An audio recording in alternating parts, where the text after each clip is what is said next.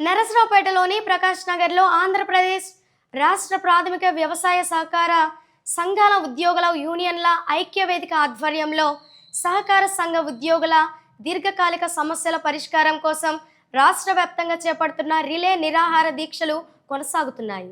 ఈ దీక్షలు ఈ నెల 5వ తేదీ నుంచి ప్రారంభమై 5 రోజులుగా కొనసాగుతున్నాయని జేఏసీ నాయకులు తెలిపారు. ముఖ్యంగా పీఆర్సీ పెండింగ్ బకాయిల సమస్య తీవ్రంగా ఉందని ఉద్యోగులు ఆవేదన వ్యక్తం చేస్తున్నారు. సంబంధిత శాఖలు వెంటనే స్పందించి పీఆర్సీ పెండింగ్ బకాయిలను విడుదల చేయాలని వారు డిమాండ్ చేశారు. సమస్యకు తక్షణ పరిష్కారం లభించకపోతే నిరసన కార్యక్రమాలను మరింత ఉధృతం చేస్తామని హెచ్చరించారు. నా పేరు దొప్పలపూడి శ్రీనివాసరావు, రాష్ట్ర యూనియన్ ఉపాధ్యక్షులు. జేఏసీ తరఫున మా కోరికలు న్యాయమైన కోరికలు.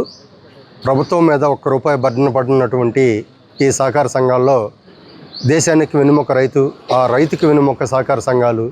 ఆ సహకార సంఘంలో పనిచేస్తున్నటువంటి మాకు 1/3/2019 36 జీవో ఇవ్వటం జరిగింది.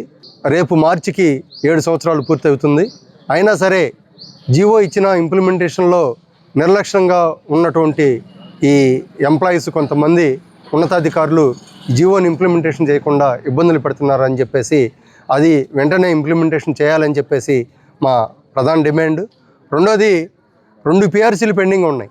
2 పీఆర్సీలు కూడా రాష్ట్ర వ్యాప్తంగా మా ఎంప్లాయీస్ 8,000 మందికి ఉంటే ₹1 కూడా గవర్నమెంట్ మీద బర్డన పడకపోయినా సరే ఈ మాకున్న కమిషనర్ గారు అహ్మద్ బాబు గారు ఆ పీఆర్సీని ఇవ్వకుండా తొక్కిపెట్టున్నారు.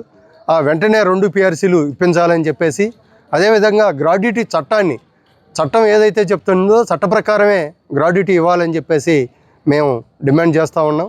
రెండోది, 36 జీవోలోనే ఇచ్చారు, గవర్నమెంట్ జీవోలోనే ఇచ్చారు 60 నుంచి 62 సంవత్సరాలు. అంటే ప్రభుత్వ ఎంప్లాయీస్కి ఏదైతే వయోపరిమితి ఉంటుందో సహకార సంఘ ఎంప్లాయీస్కి కూడా వయోపరిమితి ఆ విధంగా ఉంటుంది అని చెప్పేసి జీవోలోనే ఇచ్చినా కూడా అమలుకు నోచుకోలేనందువల్ల ఈ విధంగా మేము ధర్నాలు చేయాల్సి వచ్చిన పరిస్థితి. నా పేరు Srinivasarao, PSS employees union JAC నాయకుడిని. మా సహకార సంఘ ఉద్యోగులకు న్యాయమైన కోరికల డిమాండ్ కోసం దఫాలుగా దాదాపు 2 నెలల నుంచి కార్యాచరణ ప్రణాళిక అమలు చేస్తూ సెంట్రల్ బ్యాంకుల ముందు, జీడీసీ బ్యాంకు హెడ్ ఆఫీస్ ముందు, డీసీఓ ఆఫీస్ ముందు మరియు విజయవాడలోని ధర్నా చౌక్లోని ధర్నాలు జరగడం జరిగింది. అయినప్పటికీ కూడా ప్రభుత్వం మాకు ఇప్పటివరకు పిలుపునివ్వలేదు. అందువల్ల మేము ఈ 5వ తారీఖు నుంచి రిలే నిరాహార దీక్షలు మొదలుపెట్టి 9వ తారీఖుతో పూర్తి చేసి